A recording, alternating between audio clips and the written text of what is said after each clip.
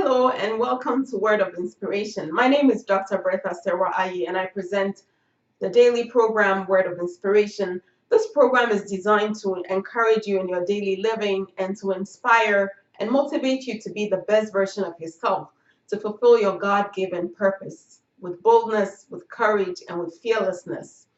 This Christmas, I've been dealing with the theme, the miracle of Christmas, and the goal of this particular theme is designed to draw your mind and attention to the various miracles that happened at Christmas, so that you will focus on the real intent of Jesus Christ coming into the world, and less of a focus on Christmas trees and lights and presents and shopping and all the things that we normally associate with Christmas. Today in particular, my message is entitled, Out of Egypt I Have Called My Son. And my text is taken from the book of Matthew chapter 2, verses 13 and 14. And it reads like this. And when they had departed, the angel of the Lord appeared to Joseph in a dream, saying, Pick up the young child and his mother Mary and flee unto Egypt, for Herod will desire to destroy him. And so Joseph took the young child and his mother and went to Egypt. The goal is that by the end of this message, you will understand that God has a way of preserving those who are weak in society, and He is going to protect you, that you will feel safe in God's presence and in His arms. So the context of this story really is the fact that when Jesus Christ was born, the Bible says that three wise men showed up to worship him because they had seen his star in the east. And so they got to Jerusalem and they asked all over the place trying to find this king of the Jews. They thought it would be a well-known or publicized phenomenon. Well, they were surprised. The Bible says that Herod and all of Jerusalem were surprised. Herod heard of it and asked these men to come into the palace. And there's a very important verse I want you to remember. The Bible says that when they got there, first, he asked his chief priests and scribes to search the scriptures because he hadn't heard that any king had been born.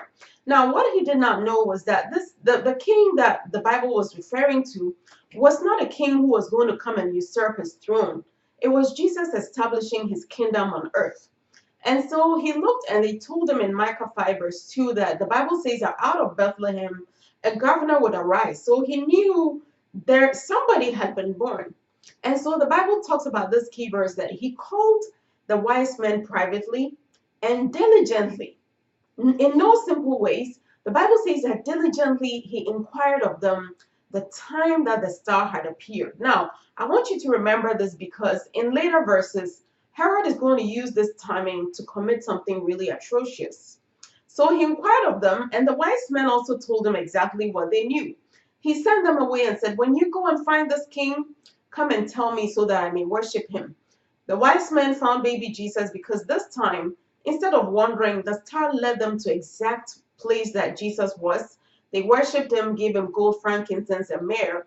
And the Bible says that God appeared to them in a dream and said, don't go back to Egypt. Don't go back to Herod because he seeks to destroy this child. Now, it's not clear to me why they did not relay this information to Joseph, but there comes our key verse that the Bible says, and the angel of God appeared unto Joseph in a dream, telling him, run, flee, run with baby Jesus. And so in the middle of the night, Joseph picks up Mary, picks up Jesus, and goes to stay in Egypt. The Bible relates that he said, wait there until you hear a word from me. Now, the Bible says that when Herod saw that the wise men were not coming back, he was angry because he waited 1 month, 2 months, a year came by. Maybe they're still looking for the baby. 2 years. And after the second year, he concluded that those men have tricked me. They're not coming back.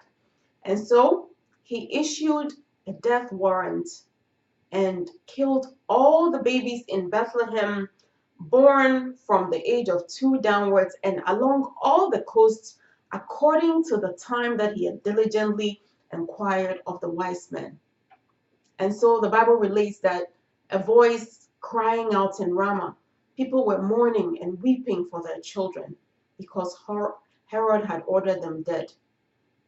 The Bible says that after Herod died, The angel of God appeared unto Joseph again and said, Herod is dead, you can go back. But his son rules in his place. And so when he got to Israel, he was a little bit nervous and he went to live in Nazareth, again to fulfill a prophecy that says he shall be called a Nazarene. What is the import of this story and how does it relate to you? First, it tells us that God will protect you.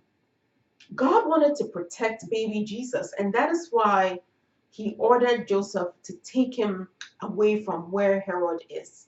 And it reminds me of Psalm 121, which says, I lift up my eyes unto the hills, and from whence cometh my help?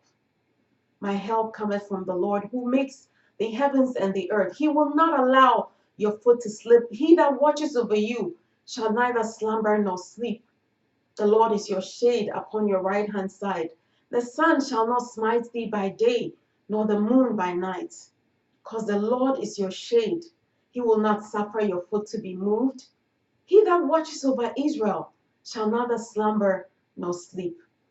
God shall preserve your going in from this time even forevermore. God will preserve you. I don't know where you are in your life and why God is asking me to share this with you today. But I want you to feel safe. If you're ever in a position where you feel you lift up your eyes and there's no one to help you, yes, sometimes you can't even trust family and friends.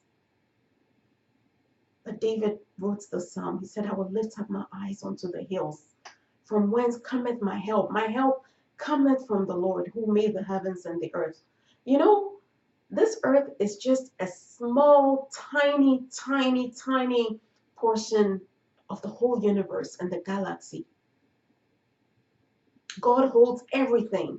And this whole earth is suspended by a force that we cannot even understand. The earth is not being held by any string, but God rules. So the earth is already tiny and you are just a small part of it. Gravity is just working on the surface of the earth, but there are other powers that are holding all the other planets in place. And every day it appears we discover something new. That is why David used the expression, he who makes the heavens and the earth. He's in charge of all that. So this morning, as we approach Christmas Day, I want you to feel safe. Just like God protected baby Jesus, he will take care of you. Another issue that I want us to focus on this morning is the stranger. Think about it. Joseph was asked to take Jesus and Mary into Egypt until such a time that he receives word from God. By age 2, Herod ordered all the babies to be killed. We know that at the age of 12, Jesus was back in Jerusalem in the house of God, even arguing and discussing things with the doctors. So it means that Jesus was in Egypt for probably maybe 2 to 10 years or 12 years. All the formative years of his young life, he was living in Egypt. The thing I want you to focus on is this. Joseph just picked up his bag in the middle of the night and he ran. He went to seek refuge. Now, one, he had a language barrier, and I'm sure there was a barrier because I know from the story of Joseph that when Joseph's brothers got into Egypt, they had to speak to him through an interpreter. There was a different language. How did Joseph and his family survive? What was their source of income? Did Joseph set up a carpentry shop over there? How did Mary fare? Which schools did Jesus attend? I want to draw your attention to the concept of the stranger. You know, when I was growing up in Ghana, there was a time when there was a Liberia war, and there were a lot of strangers. A lot of Liberians came to Ghana, and Ghana offered them a big area which was called Bujumbura. Today, I meet a lot of Liberians, and they regard Ghanaians with a fondness and sweetness. They mention the foods, they mention the hospitality, because Ghanaians open their hearts to strangers. So most Liberians remember a little bit about Accra, Ghana, and they talk about it with fondness. Today, in various parts of the world, people welcome strangers. America is a land that has become great because it opened its hearts to strangers. Miss Emma Douglas wrote a poem which was put on the Statue of Liberty. It says, "Bring me your poor, you're tired, those who are hungry for freedom. You're poor, you're stricken, those who are weary, bring them in." And because it welcomes strangers, it has become a great country. I talk to a lot of people, I interview them just for social purposes. And I'm surprised how many people are just first generation Americans. I think of Mami Bani, who just qualified for the Olympic trials, the first African American woman to be on the skating team for the Olympics. A first generation immigrant came to this country at the age of 5. I think of Martha Stewart, whose parents, Polish parents, migrated to this country, and the social impact she's had on cooking and designing in this country. I think of our current president, Trump, whose grandparents migrated to this country, who is also married to an immigrant. His second wife was also an immigrant, a nation that opens its arms to immigrants. Today, 40% of physicians in America are immigrants. I don't know the policy on immigration and treating strangers in your country of origin as you listen to me, but it's important that we treat people right. In Hebrews chapter 13, verse 2, the Bible says that let brotherly love continue, and be not afraid to welcome strangers, for by so doing, some have entertained angels unawares. Today, how do you see people who come from another country?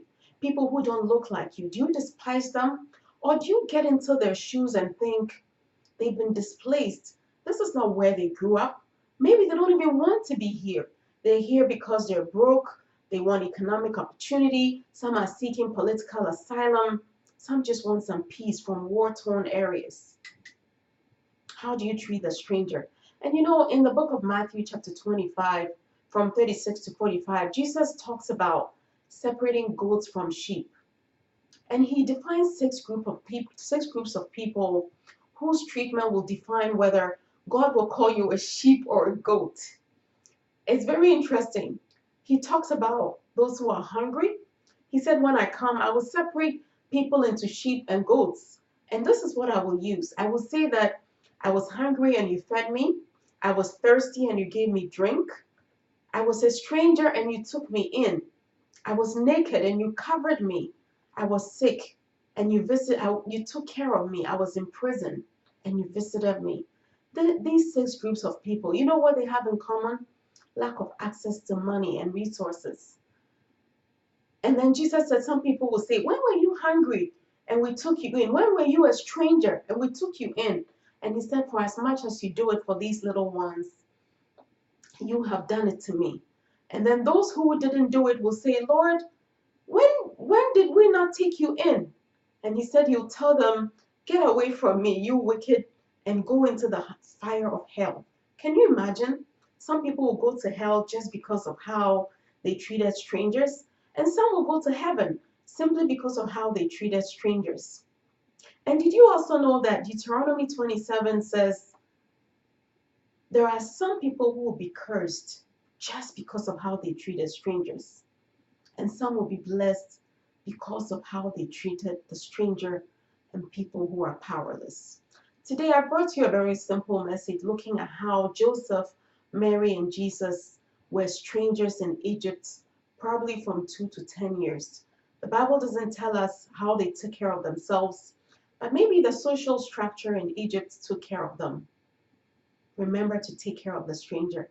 And above all, I want you to know that God is watching over you. He cares about you and he will protect you. I want you to feel safe this Christmas. Have a Merry Christmas and say these words up to me. I am a winner. I am more than a conqueror. God is protecting me. When I'm in trouble, I will lift up my eyes unto the hills, for my help will come from there. He will not allow my foot to slip. For he who watches over me shall neither slumber nor sleep. The Lord is my shade upon my right hand side. I will live and I will not die. I will live to fulfill God's purpose concerning my life. God richly bless you. Please join me again tomorrow. This has been Dr. Bertha Ayi presenting the message, Out of Egypt I have called my son, on Word of Inspiration.